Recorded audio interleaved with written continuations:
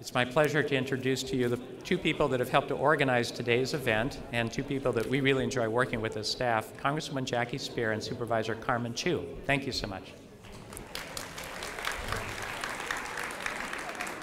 Good morning. How are you all?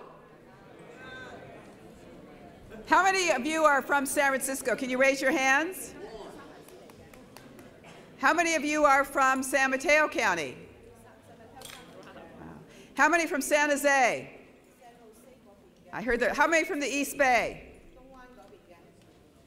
All right. Well, as you can see, this issue is something that is challenging people throughout the Bay Area. And Supervisor Chu and I have co-hosted this today because we want to try and help you.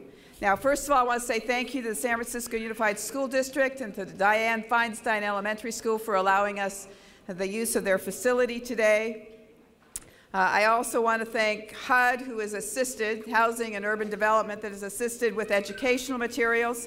Credit counseling agencies are providing credit counseling to each and every one of you today. And I want to say a special thank you to Consumer Credit Counseling Services of San Francisco, to Jane Duong of the Mission Economic Development Agency, to Ed Donaldson of the San Francisco Housing Development Corporation, to Nabi Cheng of Asian Inc., to Shirley Hoxhausen, who is a USF predatory lending clinic and attorney at Community Legal Services of East Palo Alto. All of these people are going to be speaking to you today and providing, I think, very important information to help you get through this particular crisis. Also, Patrick Murcia from Fannie Mae. Thanks also to Assemblyman Jerry Hill, Supervisor Adrian Tissier, Fannie Chu from the Asian Realtors Association for the volunteer support, Self-Help for the Elderly for their volunteer services, and a special thank you to the banks that are represented here. I want you to put your hands together and say thank you to Wells Fargo, Chase, and Bank of America. We also want to say thank you to the Mayor's Office of Neighborhood Services, to San Francisco's Department of Housing and its Department of Health and Human Services.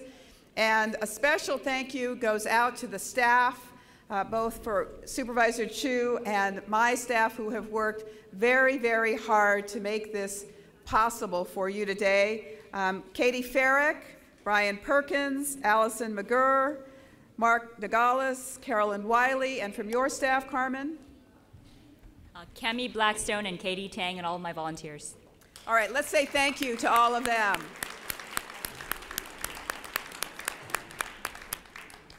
All right, so this event is scheduled for you. No one in this room should feel ashamed or somehow embarrassed because you are in the situation that you are in. The perfect storm occurred where interest rates continued to climb on adjustable rate mortgages, where the housing market started to decline, where we found that many people were placed in mortgages that frankly they couldn't afford. Not because they necessarily lied, but because there was an incentive for many of the mortgage originators to put people in mortgages that they couldn't afford because they were making money. So this perfect storm occurred because there was a lack of regulation on the federal level. There was incentives for loan originators, for banks, for financial services individuals to make these loans because people were making money.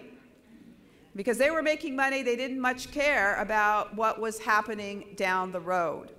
Now, many of the banks have come together now, recognizing that they have got to be part of the solution, and we thank B of A, Wells Fargo, and Chase for being here today. The federal government recognized that we had to do something, and we are here today to try and help you do this. Now, let me just give you a couple of examples that have come into my office. A couple, a house cleaner and a painter, saved up all their money and bought a 2-bedroom condo 3 years ago. The mortgage broker told them their payments would be fixed for 5 years at $2,400 a month. 2 years later, they get a mortgage bill that's increased by $500. They call the bank, and the bank says, well, you have an adjustable rate mortgage, and not only did it increase by $500 this month, but in 6 months it's going to increase by another $500. Now, this hardworking family put extra hours in to try and keep making the payments. But with the bad economy, they started to get less business, less paint jobs, less house cleaning jobs. Their income dropped from $5,200 a month to $3,100 a month. And now they owe $384,000 on their condo, which is worth $337,000. So this story is very, very representative of stories that we are hearing across the country. The market has created an environment where even if you're paying your monthly payments, your house is worth less now than you paid for it. So we believe very strongly that it was important to create a means by which all of you could receive some assistance, and we hope today that many of you will find relief. There are some things that have been done at a federal level that are very important for you to know about. First of all, we found some very interesting things. 61% of people that were placed in what are called subprime loans were eligible for conventional loans.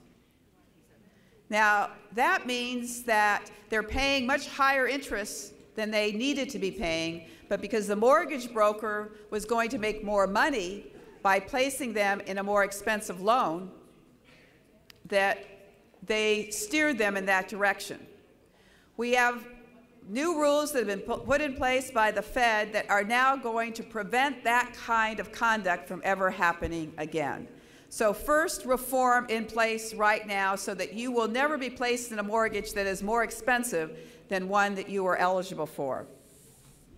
It's also important to point out that these subprime mortgages, about half of them are in default. So that means that many of these mortgagors put people in loans that they were not eligible to actually sustain over a long term. New rules are going to require that mortgagors actually look at the ability of someone to pay over the long term, which is also very important. We have a number of programs that you'll be hearing about today that allow for refinancing of your loans or allow for modification of your loans. And many of you are in loans right now that are eligible for these programs, so hopefully you'll get a lot of assistance today. I want to now introduce to you Carmen Chu, who's the supervisor for this particular district, to say a few words.